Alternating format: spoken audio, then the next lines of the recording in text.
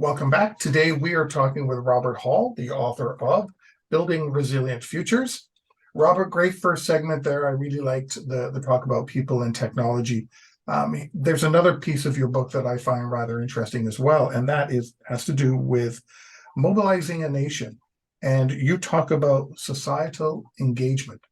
Yeah, What are you talking yeah. about Well, I mentioned in the book the concept of social capital and community resilience, which builds on people being keen, as we discussed, but in a wider context.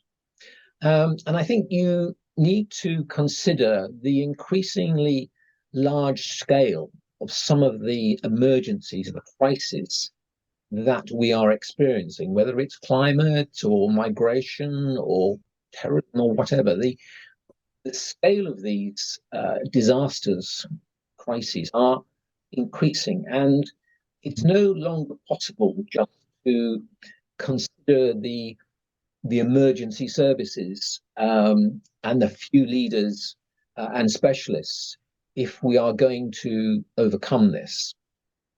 So we need to think about how we can bring more of the community, and I'll come on to what I mean by that, into effect, to how to mobilize them in order to deal with these crises. And it's been proved through records and research of past crises that communities with a deeper reservoir of social resilience, collective resilience, have shown to have higher survival rates, faster recovery times after an incident. So there's evidence to say what I'm arguing for is true. It's how do we do it? That's the very difficult one. And in my book, I look at immediate communal recovery after the massive explosion in the port of Beirut in 2020. And the community there was the first responder, clearly. People were on the ground, and they were there before the international community came in. And they had to really deal with the sweeping up of the glass, the treatment of individuals, and housing many people who had been bombed out of their house. So it is essentially a locally led response, but it's about bringing the whole community, in that case Beirut, into play. And the common phrase that is appearing in a lot of literature at the moment about resilience, and certainly on this side, this idea of whole of society or whole of nation resilience. And I think that's quite a good expression of what I'm talking about, community. You need to go to the wider society if you are going to raise the number of people you need to be engaged. You need to talk to the public and the private sectors, the voluntary and charity sectors, the religious groups, the NGOs, trade unions, colleges and schools, the whole mass of what constitutes a community in an effort to bring people together in times of emergency. And we did this with COVID. I'm sure you did it in Canada.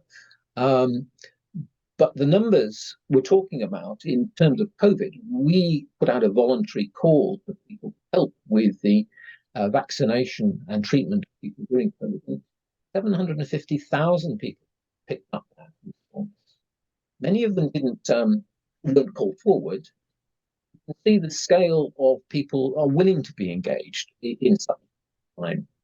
So when I'm talking about whole of society, I'm talking about not a few hundred or a few thousand. I'm talking about hundreds of thousands, probably millions of people being mobilized to deal with the emergency, whatever that may be. And we certainly are going to face some national type emergencies in the future. But if we're going to do this, we need to organize, not at the time of the crisis, but organize in times of peace. And we need to organize by mobilizing that number of that sort of thousands of people by recruiting, identifying and recruiting and training, equipping, exercising, and providing the necessary equipment. Now, all that is no small mean feat. I absolutely accept And often people and governments will balk about it because of the cost, certainly the peacetime cost of trying to organize, a massive connection between people, individuals, and communities and businesses in readiness for something that may or may not happen. Going to happen at some point. You don't know when. And that's the challenge. And I don't see governments at the moment, certainly this government, the UK government, having used the term in some of its strategic writing, yet being able to provide the solution to mobilizing that nation in a way that I think will be required. And I think we can take some solace from the fact that other countries have made more advance than we have. I would label particularly the Scandinavian and Baltic countries as being more advanced in its ability to mobilize their nations. You could say, well, perhaps that's because of the bear next door, gives them more of an incentive. But I think there are other crises that are coming down the pipe, climate being one of them, which will cause us to look to those Baltic and Scandinavian countries as a way of being able to tap into their national spirit and get people to be prepared. And the Finnish government, for example, have got very large contingency of conscripts who come from the population and are ready to man many of the facilities within Finland. And while many Western countries have abolished conscription, we need to find a way of motivating and recruiting people who will stand instead.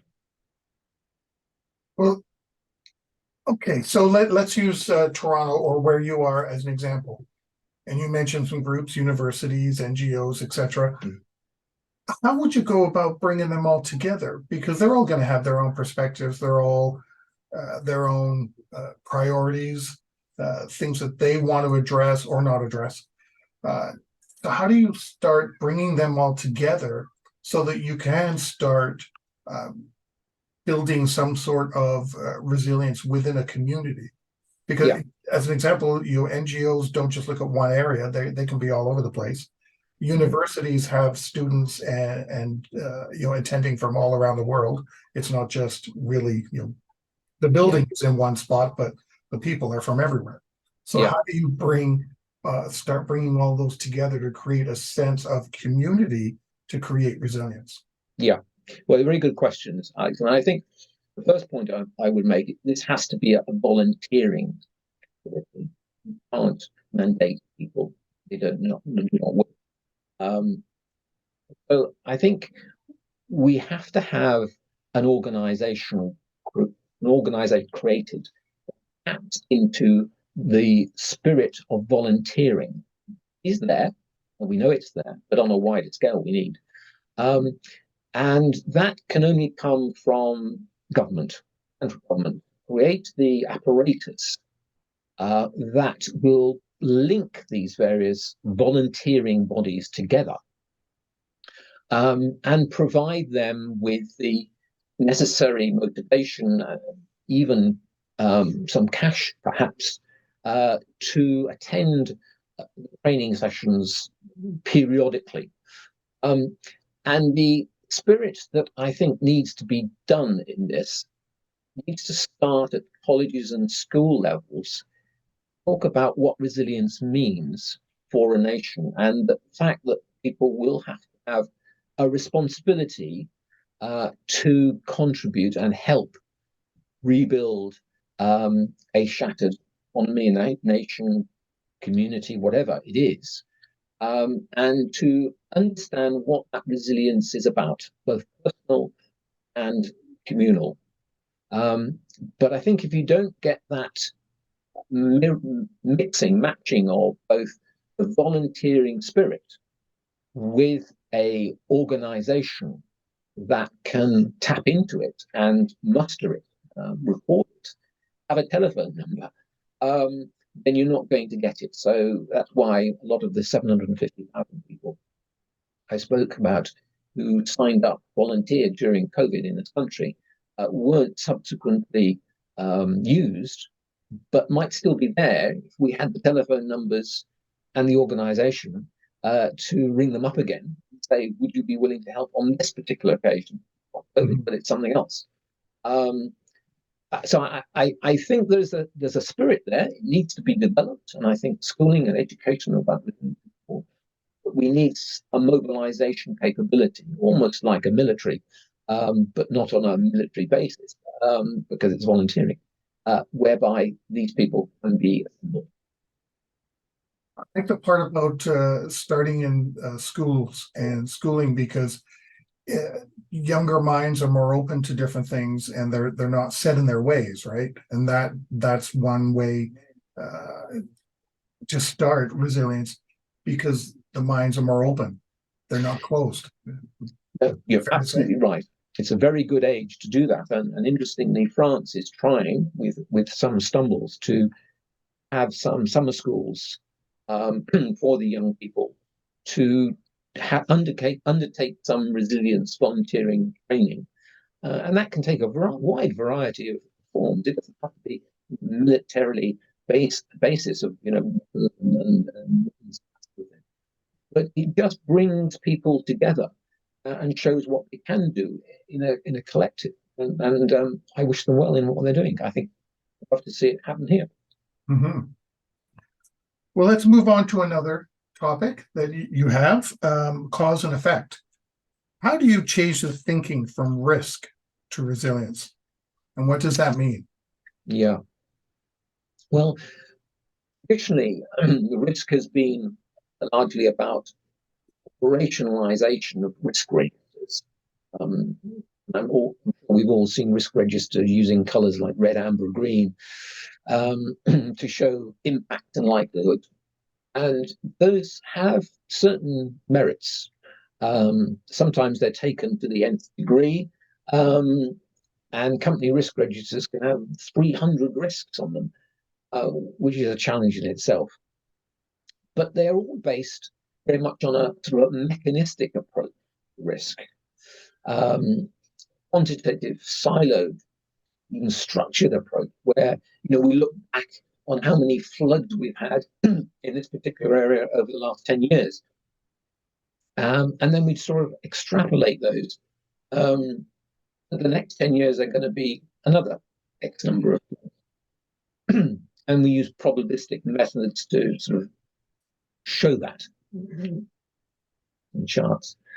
But the problem is that in this current period of very rapid change in the world, I think many modern threats don't have precedents. I mean, we fires and floods at the moment. Whereas before we could say, the frequency of a fire 1 in 100 years. Now it's happening every few years in some places. So the old probabilistic methods are no longer proving valid. So I think we need to look at it in a different way. I mean, I'm not saying move away from that. We need to go on having risk registers. Clearly, they give us an indication of what are out there. But if the way of assessing them, this mechanistic way, is not proving correct anymore, then we need to look elsewhere. I would argue, I say in my book, that rather than looking at these hundreds of risks and their causes, it's better to look at the consequences of those risks in a generic sense, so that you are trying to find common responses that will allow you to bring them to the fore, whatever the cause may be, whenever it appears. And many of these consequences are common. So, whether it's a flood or a fire, you still need a safe place to go. You still need equipment to deal with that. You still need a communication system to tell people what you do. So I think there's just a need to shift the emphasis from the traditional enterprise risk management to what I argue for enterprise resilience management, which takes the focus away from the risks and puts them onto the consequences, so that we have these built-in ready when necessary. And it allows you, I think, also to combine many of the soft skills of resilience, the with the hard technological or institutional elements in a more balanced way than you perhaps would do if you just looked at the risks. In order to do this, I don't think there's a massive readjustment. We need a refocus of our emphasis. We need more chief chief resilience officers in organizations. And again, we need to educate people throughout the spectrum on what resilience means and how they can contribute by looking at what the consequences on them might be, so that they have a go-to bag which can deal with earthquakes, floods, fires, rather than worry about, is an earthquake going to happen tomorrow? Prepared, it's better rather than worrying about what might happen. You bring up an interesting point there with regards to the cause and effect. All of the, or most of, I should say, I shouldn't say all, most of the training that we receive in the resilience industry or disaster recovery or business continuity industry all focus on various scenarios. What do you do when there is a fire? What do you do when there's a flood? We're not really being taught, what do you do? What's the effect of a disaster on your operations or your home or your community?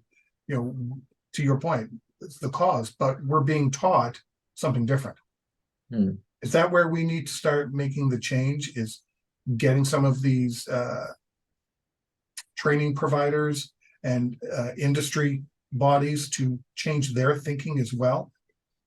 Yes, I think it is. And to use some examples, in some of the Baltic Scandinavian countries, and we're just beginning to do that here, we are launching academies or colleges around resilience, which allow the public, the private, the volunteering sectors to come together to discuss, to exercise, and to build links between one another.